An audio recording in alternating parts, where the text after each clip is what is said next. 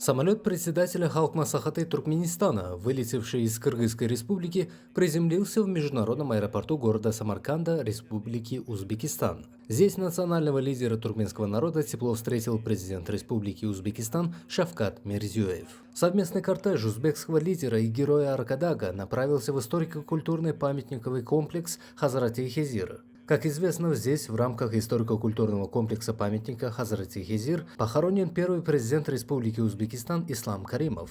Деятельность первого президента Узбекистана во имя процветания и благополучия страны золотыми буквами вписана в историю дружественного государства. Герой Аркадаг и президент Шавкат Мирзиёев посетили мавзолей Ислама Каримова и возложили цветы в память об этом выдающемся государственном и политическом деятеле.